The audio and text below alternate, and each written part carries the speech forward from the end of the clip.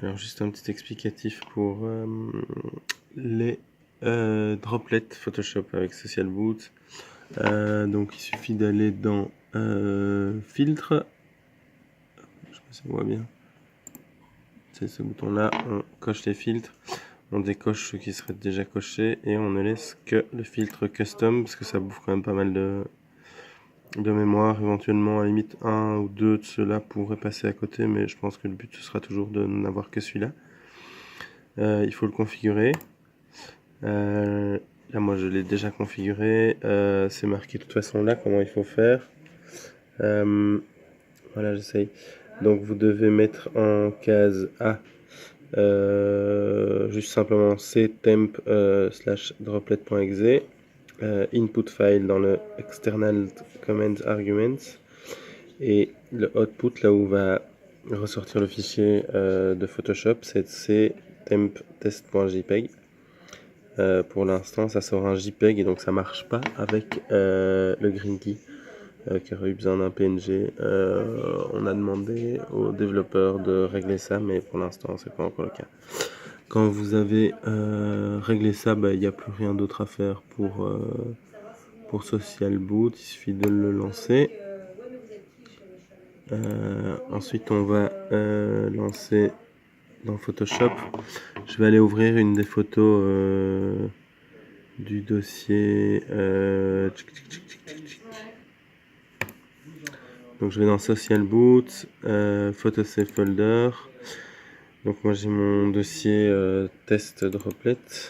Et donc c'est ces fichiers là qui vont être travaillés par Social Boot. Donc j'ai mon bête fichier de test ici que je vais aller glisser dans Photoshop. Donc dans Photoshop j'ai créé des actions que j'ai donc dans un dossier Social Boot, j'ai un dossier un truc droplet, et donc là j'ai toutes les actions que j'ai. Donc ici je fais enfin c'est un petit effet ancienne image. Juste à la fin il faut donc créer un truc comment une tâche qui sauvegarde la photo en JPEG qualité 11 dans le dossier C temp test.jpg, je l'ai appelé. Comme ça marche. Donc quand vous avez en fait celui-là que vous pouvez retrouver de toute façon dans un dossier dans le même dossier que cette vidéo. Le truc c'est que donc j'ai mon image ici, juste pour vous montrer ce que ça fait ici. Hop, je lance mon script. Voilà, ça fait un espèce de vieil effet assez moche, j'ai presque envie de dire. Voilà, donc ça fait ça. Et ensuite, en fait, ce que je fais, c'est que je vais aller dans File. Je descends jusqu'à Automate. Et là, je crée un droplet. Alors pour ça, donc je fais Choose. Je prends mon dossier. Donc c'est ctemp. Ça va s'appeler droplet.exe. Hop, je peux remplacer celui qui est là.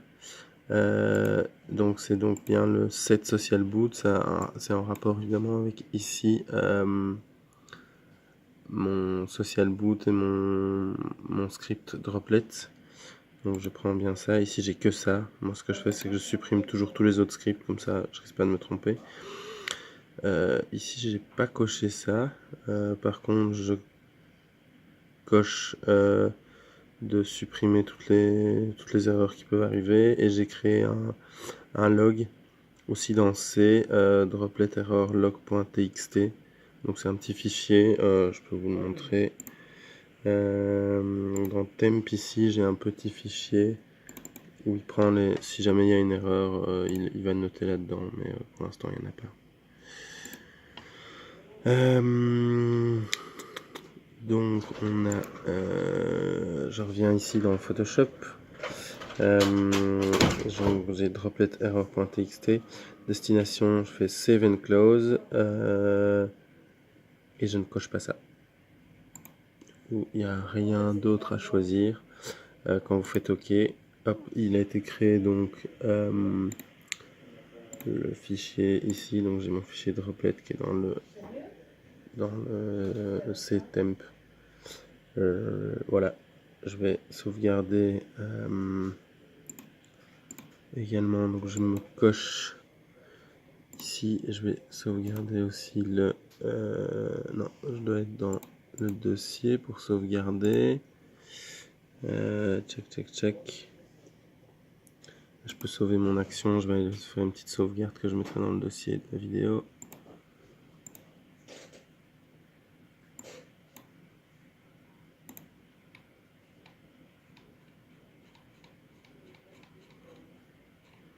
Je ne retrouve pas mon dossier.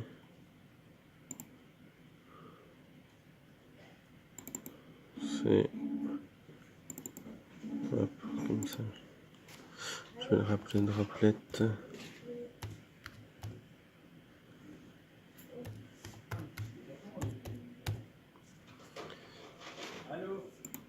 Voilà, c'est tout ce qu'il faut comme info.